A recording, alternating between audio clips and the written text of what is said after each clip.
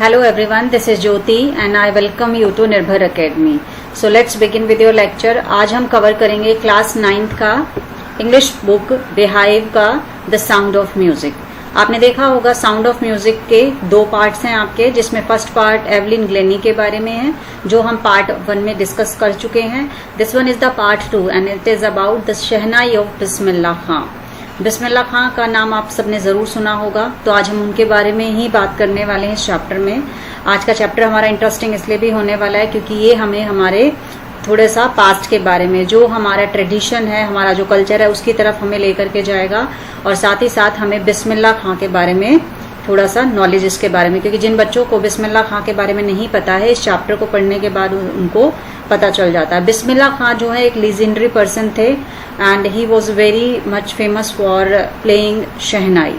शहनाई का नाम हमारे जब भी दिमाग में आता है तो बिस्मिल्लाह खां का जो नाम है वो सबसे पहले हमारे माइंड के अंदर आता है। So let's proceed with your lecture.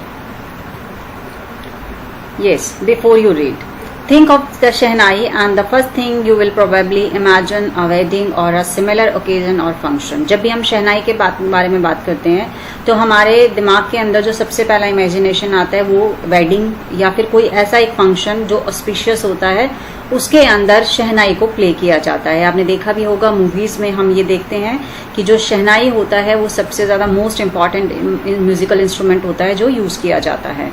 The next would probably be उस्ताद बिस्मिल्लाह खां। सो शहनाई के बारे में दो चीजें हमारे माइंड में सबसे पहले आएंगी। पहला कौन सा? वेडिंग या इससे रिलेटेड कोई एक ऐसा ओकेजन, ऑस्पिशियस ओकेजन, और दूसरा आ जाता है उस्ताद बिस्मिल्लाह खां का नाम, द शहनाई मास्ट्रियो। माइस्ट्रियो मीन्स क्या होता है? डायरेक्टर या कंपोजर। प्लेइंग दिस इंस्ट्रूमेंट, जो कि इस इंस्ट्रूमेंट को बजाया करते थे। सो हमारे दिमाग के अंदर जो चीजें सबसे पहले आती हैं शहनाई को याद करते ही, वो कौन सी होती हैं? एक तो वेडिंग और फंक्शन, और दूसरा क्या होता है? Ustad Bismillah Khan. Yes, emperor Aurangzeb banned the playing of musical instrument called pungi in the royal residence for it had a shrill unpleasant sound. तो जब हमारा चैप्टर स्टार्ट होता है तो इसमें सबसे पहले ये बताया गया है कि जो एम्परर औरंगजेब थे, औरंगजेब के बारे में पढ़ा होगा हिस्ट्री में आपने, उन्होंने क्या किया था कि जो म्यूजिकल इंस्ट्रूमेंट है जिसे क्या कहा जाता था? पुंगी कहा जाता था। सुनने में थोड़ा सा फनी लगता है, बट ये पुंगी जो इंस्ट्रूमेंट था it was also just like shehnai. तो लेकिन शहनाई बाद में उसको बहुत इम्प्रूव किया जाता है, लेकिन उससे पहले क्या था? एक पुंगी नाम का एक इंस्ट्रूमेंट था जिसे औरंगजेब ने बैंड कर दिया था। बैंड का मतलब क्या होता है? Stopped by order. Stopped by order, उसको बैन कर दिया गया था। किसके अंदर? इन the royal residence. Royal means क्या होता है? किंगली, जो राजा का जो शाही आप वर्ड यूज कर सकते हैं, उस रॉयल रेजिडेंस के अंदर उसको बंद कर दिया गया था, बैन कर दिया गया था, बिकॉज उसका जो साउंड था वो बहुत ही ज्यादा तीखा था। श्रिल मीन्स क्या होता है? बहुत ही ज्यादा तीखा। Pungi became the generic name for reeded noise makers. So pungi became the generic. Generic means क्या होता है? Yes, generic, a name given to a group, एक ग्रुप को दिया जाने वाला नाम। Name for reeded noise makers. अब इसमें क्या है कि पुंगी जो है उस ग्रुप के अंदर, उस इंस्ट्रूमेंट्स के ग्रुप के अंदर आता था जो कि किससे बजते थे? रीडेड। रीडेड मीन्स क्या होता है? यस, रीडेड मीन्स क्या होता है? होलो इंस्ट्रूमेंट। रीडेड मीन्स क्या हो गया? होलो इंस्ट्रूमेंट। होलो इंस्ट्रूमेंट मीन्स क्या होता है? जो कि जिसमें होल्स होते हैं और वो हवा के स्टॉपिंग या फिर उसको जब हम खोल देते हैं उनको पासिंग को जो होल्स होते हैं उनको बंद कर, क्लोजिंग एंड ओपनिंग, उसके थ्रू जो है बजाया जाता है। तो उसके ग्रुप के अंदर ये बिलोंग करते थी पुंगी जो था। अ barber of a family of professional musician. अभी यहाँ पे जो कहानी है वो स्टार्ट होती है कि शहनाई को कैसे बनाया गया, क्योंकि पुंगी को तो बैन कर दिया गया था। अ barber of a family of professional musicians. एक बार्बर थे, एक फैमिली से बिलोंग करते थे जो कि प्रोफेशनल म्यूजिशियंस थे। who had access to the royal palace, जिसकी पहुंच जो थी वो कहां तक थी, शाही घराने तक थी, यानी कि जो राजा थे वहां तक उसकी पहुंच थी। Decided to improve the tonal quality of the pungi, क्योंकि पुंगी को बैन कर दिया गया था, तो उन्होंने सोचा बार्बर ने कि मुझे इसकी जो टोनल क्वालिटी है उसको इम्प्रूव करना है, उसको अच्छा बनाना है, बिकॉज उसका जो साउंड था वो बहुत ही ज्यादा श्रिल था और अनप्लीजेंट था, तो अब उसको प्लीजेंट साउंड के अंदर चेंज करना है। He chose a pipe with a natural hollow stamp that was longer and broader than the pungi. अब आप यहाँ पे देख सकते हैं, आप इस इमेज के अंदर यहाँ पर ये जो इमेज है, this one is for pungi and this is shehnai. तो उन्होंने क्या किया, एक पाइप को लिया जिसके अंदर क्या बने हुए थे, होल्स बने हुए थे, होलो स्टैम्प। होलो स्टैम्प का मतलब क्या होता है, जो वो पूरी तरह से अंदर से बिल्कुल खाली थी, खोखली थी। That was longer and broader than the pungi, और उसका जो साइज था it was longer and broader. Broader means क्या होता है, चौड़ा, जो कि पुंगी के कंपैरिजन में बड़ी भी थी और थोड़ा सा उसका साइज जो था वो चौड़ा भी था। And made 7 holes on the body of the pipe, और उस होलो स्टैम्प को लेकर के उन्होंने उसके अंदर कितने, 7 होल्स उसके अंदर कर दिए। When he played on it, और जब उसे बजाया उन्होंने, closing and opening some of these holes, मतलब उन्होंने इन होल्स को, 7 होल्स को, कभी उसको जैसे आपने देखा होगा जब फ्लूट को या फिर शहनाई को बजाया जाता है तो उसके जो होल्स होते हैं उनको कभी ओपन किया जाता है, कभी क्लोज किया जाता है। तो इस तरीके से जब उसे बजाया गया, soft and melodious sounds were produced. तो उन्होंने देखा, उन बार्बर ने देखा कि उसका जो साउंड था वो बहुत ही ज्यादा मेलोडियस था। मेलोडियस क्या होता है, स्वीटी, यस, मेलोडियस स्वीटी, बहुत स्वीट साउंड जो था वो उसमें से, उस इंस्ट्रूमेंट में से निकल रहा था। And he played the instrument before royalty and everyone was impressed, और इन्होंने इस इंस्ट्रूमेंट को जो शाही लोग थे उनके सामने बजा करके दिखाया, और जब उन्होंने उसके साउंड को सुना तो वो काफी इम्प्रेस हो गए। The instrument so different from the pungi had to be given a new name, क्योंकि ये इंस्ट्रूमेंट बिल्कुल डिफरेंट था। किससे डिफरेंट था, पुंगी से, तो इसीलिए इसको एक नया नाम दिया जाना था। एज द स्टोरी गोस, और according to the story, since it was first played in the Shah's chambers, क्योंकि इसे पहली बार शाह के चैम्बर में बजाया गया, एंड वॉज प्लेड बाय अ नाई। बार्बर मीन्स क्या होता है, हिंदी में नाई होता है, क्योंकि इसको बजाने वाले कौन थे, नाई थे। The instrument was named the shehnai, और इसीलिए उस इंस्ट्रूमेंट का नाम क्या रख दिया गया, शहनाई। मीन्स टू से दैट कि इसका जो नाम पड़ा था वो किसकी वजह से पड़ा था, क्योंकि पहली बार इसे शाह के चैम्बर में बजाया गया था, और दूसरा इट वॉज प्लेड बाय अ नाई, क्योंकि इस बार्बर ने इसकी क्वालिटी को इम्प्रूव किया था, इसकी टोनल क्वालिटी को इम्प्रूव किया था, और इसीलिए इसका नाम जो था शहनाई रख दिया गया। Yes, so meaning of revived means क्या होता है, रिफ्रेश, उसको रिफ्रेश, किसी चीज को दोबारा से मतलब जिंदगी देना या उसके अंदर चेंजेस ला करके उसको और भी अच्छा बना देना। एंड चैम्बर्स, चैम्बर्स मीन्स क्या हो गया, असेंबली रूम, असेंबली रूम, आप हॉल बोल सकते हैं, असेंबली रूम बोल सकते हैं। So it was about the first paragraph. The sound of the shehnai began to be considered auspicious, तो जब से शहनाई को, उसमें जो पुंगी थी उसको किस में चेंज कर दिया गया, उसकी टोनल क्वालिटी को इम्प्रूव कर दिया गया, और अब उसको नया नाम दे दिया गया, एंड इट वॉज शहनाई। और शहनाई का जो साउंड था वो बहुत ही ज्यादा ऑस्पिशियस माना जाता था। ऑस्पिशियस क्या होता है, होली, बहुत ही पवित्र, प्योर माना जाता था। And for this reason, it is still played in temples and is an indispensable component of any North Indian wedding. और इसीलिए शायद यही एक कारण था कि इसे अभी भी किस में बजाया जाता था, टेम्पल्स में बजाया जाता था। And it is an indispensable, indispensable क्या होता है, important, very important, very important. And component means क्या हो गया, पार्ट। सो इसीलिए क्योंकि इसका जो साउंड था वो बहुत ही ऑस्पिशियस माना जाता था, तो इसीलिए इसको टेम्पल्स के अंदर और साथ ही साथ किसी भी नॉर्थ इंडियन जो वेडिंग होती थी, जो हमारे नॉर्थ साइड की जो वेडिंग्स होती है, उसमें इसको इतना प्योर माना जाता था कि इसको बजाना बहुत ही ज्यादा जरूरी था। It was an important part of north Indian weddings and temples. In the past, the Shehnai was part of the Naubat or traditional ensemble of 9 instruments found at royal courts.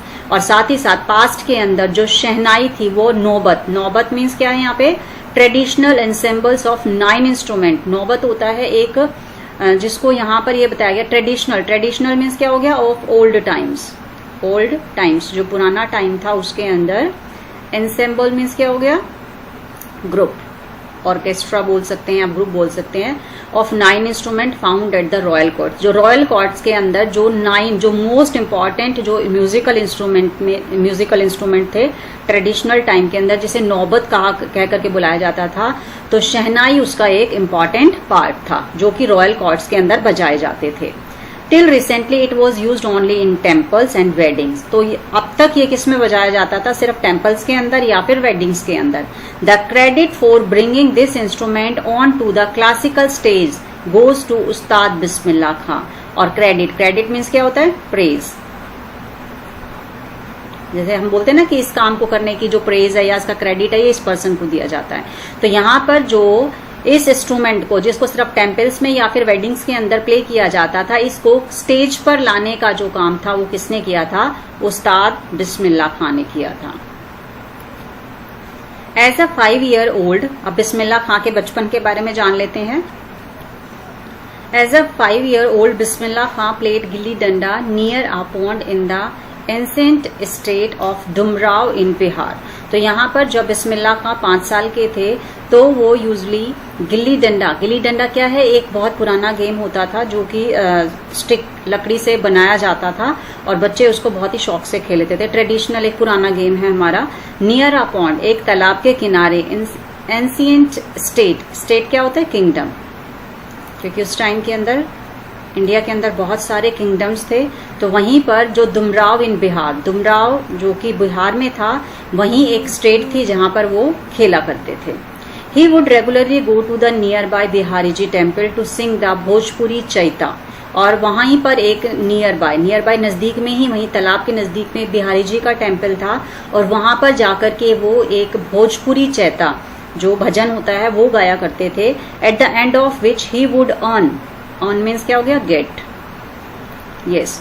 और उसके खत्म होने पर, उस भजन के खत्म होने पर, he would get a big laddoo weighing 1.25 kg, a prize given by the local maharaja. तो वहां के जो लोकल महाराजा थे वो उनको एज अ प्राइज, एक रिवार्ड के रूप में उनको एक लड्डू दिया करते थे जिसका वेट 1.25 kg हुआ करता था। दिस हैपेंड 80 years ago, और ये कितने साल पहले होता था, 80 years पहले।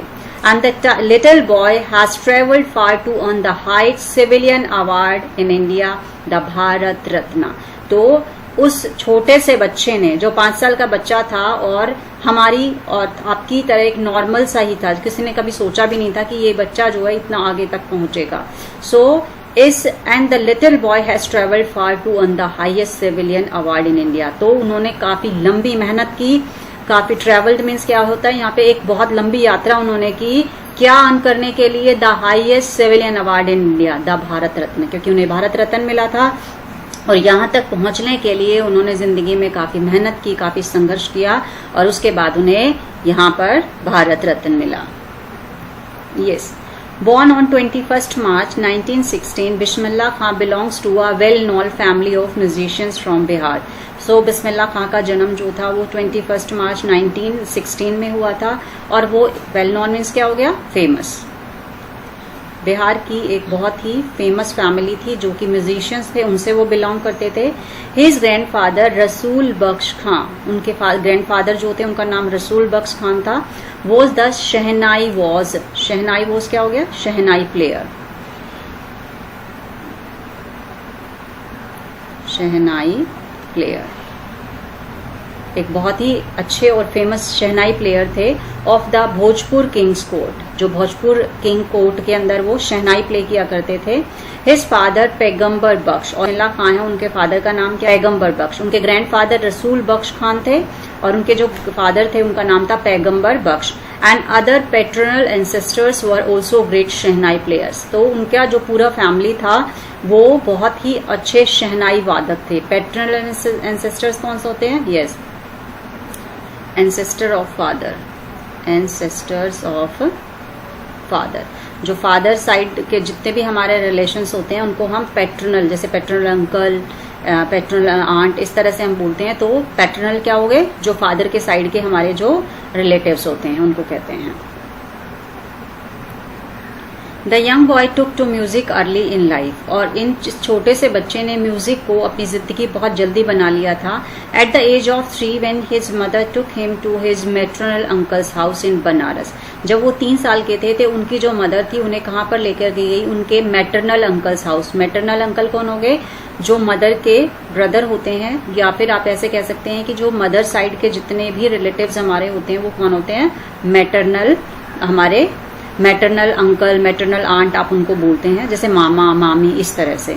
तो उनकी जो मदर है वो उसको कहाँ पर लेकर के गई थी, उनके मामा के घर लेकर के गई, जो कि कहाँ था, बनारस में था, नाउ वाराणसी। अब हम इसे क्या कहते हैं, वाराणसी बोलते हैं। Bismillah Khan was fascinated watching his uncles practise the shehnai. Fascinated means क्या हो गया, अट्रैक्टेड। बिस्मिल्लाह खां जब अपने मामा को, अपने अंकल को प्रैक्टिस करते हुए देखते थे तो बहुत ही ज्यादा अट्रैक्ट होते थे, उनको बहुत अच्छा लगता था। Soon Bismillah Khan started accompanying his uncle. Accompanying क्या हो गया, अलोंग विद। बहुत जल्दी वो अपने अंकल के साथ उन्होंने जाना शुरू कर दिया, और उनके अंकल का नाम क्या था, Ali Bakhsh. To the Vishnu temple of Banaras, वो कहाँ जाते थे, अली बख्श, वो विष्णु टेम्पल जाते थे जो कि बनारस में था।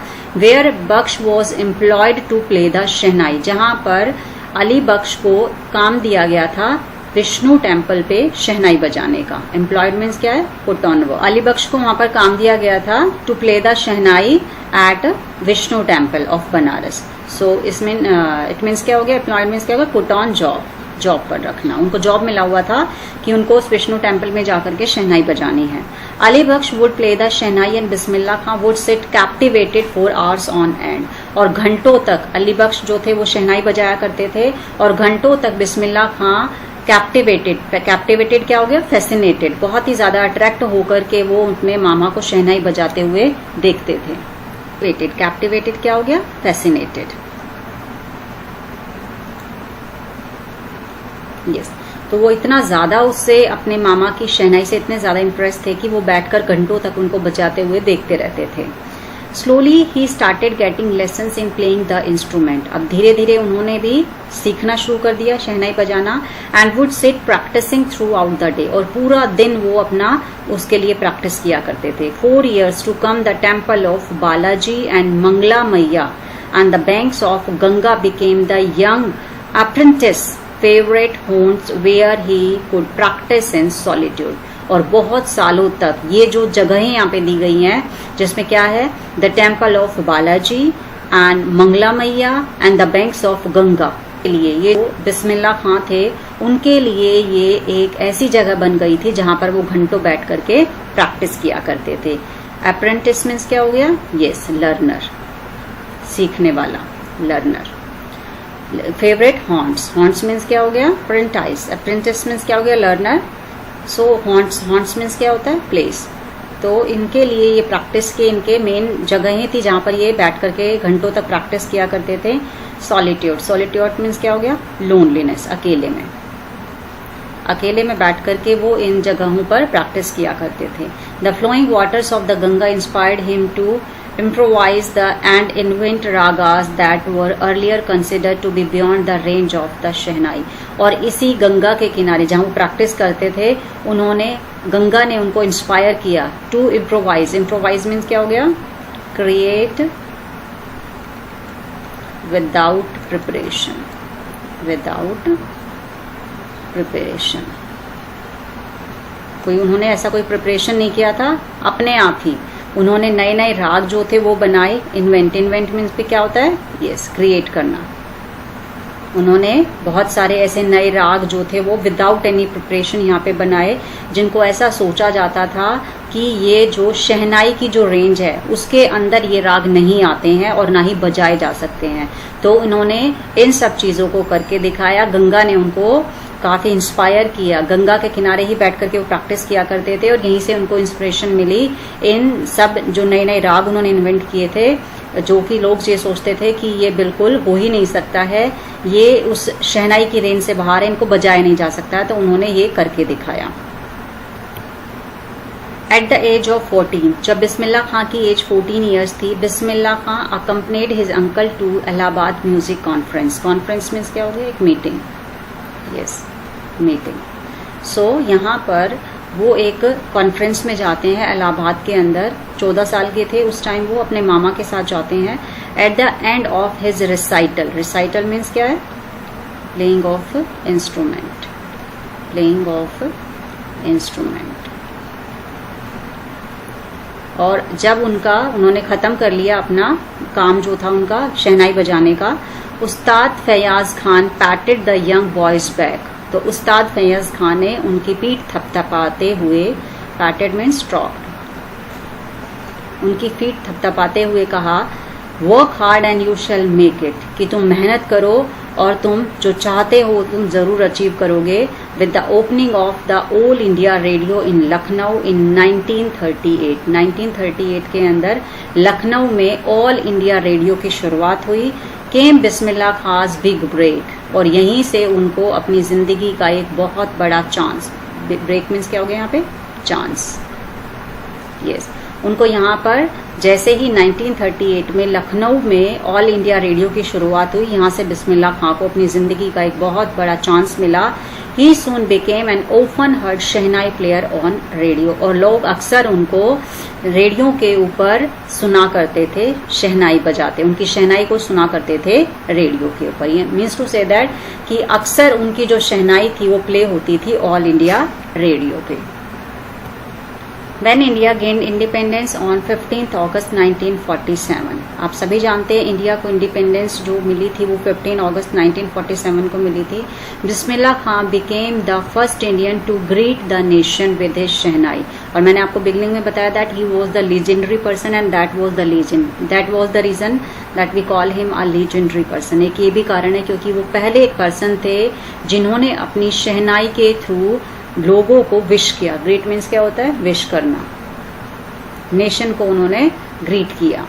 ही poured his heart out into राग काफी from the Red Fort to an audience which included Pandit Jawaharlal Nehru, who later gave his famous tryst with destiny speech. और उन्होंने वहां पर राग काफी जो था वो poured मीन्स क्या होता है? उडेल देना. वो बजाया, जिसमें जो उन्होंने कहाँ से बजाया था? रेड फोर्ट से बजाया था. और उसको सुनने वालों में जो उनकी ऑडियंस थी उनमें कौन थे?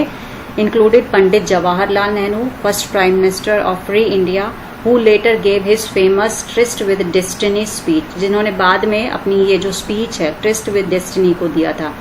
ये क्या थी? एक इंग्लिश लैंग्वेज स्पीच थी. It was given by Pandit Jawaharlal Nehru. English में इन्होंने स्पीच दिया था जिसको कि ट्रिस्ट विद डेस्टिनी कहा जाता है. उनकी स्पीच को ट्रिस्ट मीन्स क्या होता है? An agreement.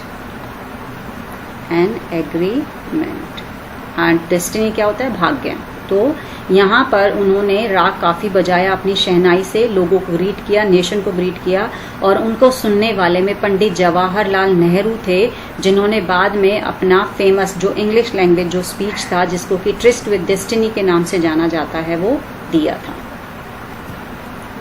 Bismillah Khan has given many memorable performances both in India and abroad. उन्होंने बहुत सारे ऐसे परफॉर्मेंस दिए हैं जो आज भी याद किए जाते हैं, वो इंडिया के अंदर और साथ साथ अब्रॉड. अब्रॉड मीन्स फॉरेन, जो आउट ऑफ इंडिया जितने भी कंट्रीज हैं वो वहाँ पे भी गए हैं और वहाँ पर भी उन्होंने अपना परफॉर्मेंस जो है वो दिया है. His first trip abroad was to Afghanistan. उनका जो पहला ट्रिप था अब्रॉड के लिए it was to Afghanistan, where king Zahir Shah was so taken in by. Taken in by means क्या है? Charmed by. Charmed by. वो इतना ज्यादा खुश हो गए उनको बजाते हुए देख करके shehnai. The maestro that he gifted him priceless Persian carpets. तो उन्होंने खुश होकर के ये जो हमारे शहनाई प्लेयर हैं कौन? बिस्मिल्लाह खां. इनको बहुत सारे प्राइसलेस पर्शियन कारपेट्स, बहुत सारे कारपेट्स जो थे वो गिफ्ट में दिए. And other souvenirs. सुवेनियर्स क्या है? मेमेंटो. मेमेंटो जो यादगार के रूप में दिया जाता है उसको मेमेंटो, सुवेनियर्स कहा जाता है. तो ये उनको खुश होकर के उन्होंने एज अ गिफ्ट दिए थे. The king of Afghanistan was not only the one to be fascinated with Bismillah Khan's music. और अगर हम बात करें दुनिया की तो उनमें सिर्फ राजा, जो अफगानिस्तान के जो राजा थे वो ही नहीं थे इनकी शहनाई से इम्प्रेस, बल्कि बहुत सारे ऐसे लोग हैं जो बिस्मिल्लाह खां की शहनाई के बहुत ही ज्यादा अप्रिशिएट करते थे, उनको सुन करके बहुत खुश होते थे। Film director Vijay Bhatt was so impressed after hearing Bismillah Khan play at a festival that he named a film after the instrument cold गूंज उठी शहनाई। तो यहाँ पर एक एग्जाम्पल और गिवन है कि एक फेस्टिवल के अंदर जो एक बहुत ही फिल्म डायरेक्टर का नाम आपने सुना होगा विजय भट्ट, वो उस टाइम पुराने एक डायरेक्टर हैं, आप चाहें तो सर्च भी कर सकते हैं उनके बारे में। वो इतने इम्प्रेस हो गए थे इनकी शहनाई को सुन करके कि उन्होंने अपनी एक जो फिल्म थी वो शहनाई के ऊपर ही बना दी थी, जिसका नाम था Goonj Uthi Shehnai. The film was a hit, एक अच्छी हिट रही ये फिल्म जो थी, काफी चली थी। And one of Bismillah Khan's compositions उनके एक फेमस जो राइटिंग्स हैं उनमें से एक का नाम दिल का खिलौना हाय टूट गया, उसका भी turned out to be a nationwide chart buster. Chart buster means बहुत ज्यादा फेमस, रिकॉर्ड तोड़ उसने कमाई की थी, दिल का खिलौना हाय टूट गया। यस, तो chart buster means record breaker, काफी फेमस हुआ था ये, दिल का खिलौना हाय टूट गया। Despite this he success in the celluloid world, despite mean instead of, इतना ज्यादा फेमस होने के बाद भी this huge success in the celluloid means क्या हो गया, ओल्ड फैशन। यस, इतना फेमस होने के बाद भी Bismillah Khan ventures in film music were limited to, यहाँ पर उनका जो उन्होंने काम किया था फिल्म के लिए, फिल्म म्यूजिक इंडस्ट्री के लिए, लेकिन वो फिर भी 2 कामों तक ही सिमट करके रह गया। इतना फेमस होने के बाद भी उनका जो वेंचर्स क्या हो गया, जर्नी, कि फिल्मों के अंदर जो उनकी जर्नी थी वो सिर्फ 2 ही मूवीज तक सिमट करके रह गई थी। विजय भट्ट गूंज उठी शहनाई एंड विक्रम श्रीनिवास कन्नड़ वेंचो सनाधि अपन्ना, ये सिर्फ 2 ही मूवीज उनकी बन पाई थी। और वो आगे क्या कहते हैं, I just can't come to terms with the artificiality and glamour of the film world, he says with emphasis means क्या आता है, स्ट्रेस, थोड़ा दबाव देते हुए वो ये कहते हैं, प्रेस करते हुए, एम्फेसिस डालते हुए बातों को कहते हैं कि I just can't come to the terms with the artificiality and glamour of the film world, कि मैं शायद ये जो ग्लैमरस जो दुनिया है, आर्टिफिशियल जो दुनिया है मूवीज, उनके साथ, उनकी कंडीशन और टर्म्स के साथ अपने आप को कंफर्टेबल फील नहीं कर पाता हूँ और इसीलिए उनके साथ मैं ज्यादा काम नहीं कर सकता हूँ। ग्लैमर मीन्स क्या हो गया, यस, अट्रैक्शन। तो ये चीजें उनको अपनी तरफ अट्रैक्ट नहीं करती थी और इसलिए उनका जो काम था वो सिर्फ 2 ही मूवीज तक सिमट करके रह गया था। Awards and recognition came thick and fast, तो बिस्मिल्लाह खां को अवार्ड्स, रिकॉग्निशन मीन्स क्या हो गया, आइडेंटिफिकेशन, जो पहचान थी, क्योंकि वो एक बहुत ही फेमस शहनाई प्लेयर थे, बहुत अच्छे से अपनी शहनाई को वो प्ले करते थे, तो उनको जो पहचान थी और जो अवार्ड थे वो बहुत जल्दी मिले। Bismillah Khan became the first Indian to be invited to perform at the prestigious Lincoln Central Hall in the United State of America. Bismillah Khan वो पहले पर्सन थे जिनको की Lincoln Central Hall of United State of America के अंदर प्ले करने के लिए, शहनाई प्ले करने के लिए, परफॉर्म करने के लिए बुलाया गया। Prestigious, reputed. तो पहले ऐसे पर्सन थे जिनको अमेरिका के अंदर परफॉर्म करने के लिए उस हॉल में बुलाया गया था। He also took part in the world exposition in Montreal, in the Cannes art festival and in the Osaka trade fair. उन्होंने इसके अलावा यहाँ पर कैनेस के आर्ट फेस्टिवल के अंदर, साथ ही साथ मॉन्ट्रियल, ओसाका ट्रेड फेयर जो कि जापान में है, वहां पे भी उन्होंने अपनी मेमोरेबल परफॉर्मेंसेस जो हैं वो दी हैं। So well non did he become internationally that an auditorium in Tehran was named after him. और वो इंटरनेशनली इतने फेमस हो गए कि ऑडिटोरियम क्या होता है, थिएटर, यस, तेहरान के अंदर एक ऑडिटोरियम बना हुआ है, एक थिएटर बना हुआ है, जिस ऑडिटोरियम का नाम आप देख सकते हैं इमेज में, ये गिवन है, ये वही ऑडिटोरियम है जिसका नाम उस्ताद बिस्मिल्लाह खां के नाम पे ऊपर रखा गया है। और क्या नाम है उस ऑडिटोरियम का? तहार मॉस्की उस्ताद बिस्मिल्लाह खां। वो इतने ज्यादा फेमस इंटरनेशनल हुए कि तेहरान के अंदर एक थिएटर बनाया गया जिसका नाम उनके नाम के ऊपर रखा गया। National awards like the Padma Shri, the Padma Bhushan and the Padma Vibhushan were conferred on him. Conferred means क्या हो गया? Given. तो उनको यहाँ पर जो नेशनल अवार्ड्स हैं वो पद्म श्री, पद्म भूषण, पद्म विभूषण वो भी यहाँ पे मिले थे। आप देख सकते हैं इमेज में पद्म विभूषण, पद्म भूषण एंड पद्मश्री। तो ये तीनों के तीनों जो नेशनल अवार्ड्स हैं ये किसको दिए जा चुके हैं? बिस्मिल्लाह खां को दिए जा चुके हैं उनकी आउटस्टैंडिंग परफॉर्मेंसेस के लिए। In 2001, Ustad Bismillah Khan was awarded India's highest civilian award और 2001 के अंदर उनको इंडिया का सबसे जो हाईएस्ट सिविलियन अवार्ड है द भारत रत्न वो दिया गया with the coveted award resting on his chest। और जब उनके इसको चेस्ट के ऊपर इसको लगाया गया, भारत रत्न को लगाया गया, and his eyes glinting with rare happiness और उनकी आंखों में एक अद्भुत सी चमक थी। कवेटेड मीन्स क्या हो गया? Much desired. Coveted, much desired.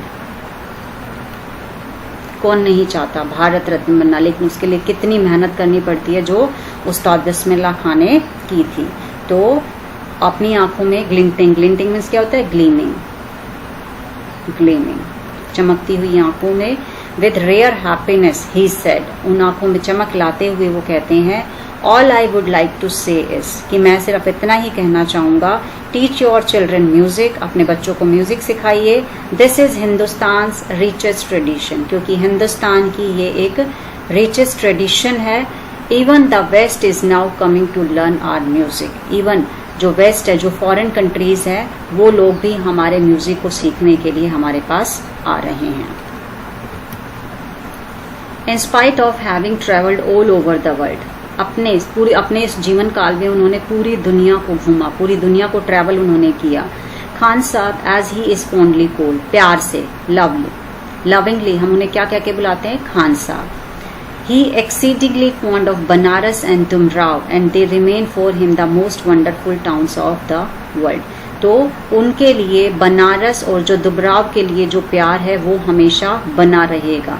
They remain for him the most wonderful towns of the world, और दुनिया के सबसे ज्यादा अमेजिंग प्लेसेस में ये दो जगहें हैं, बनारस और दुमराव।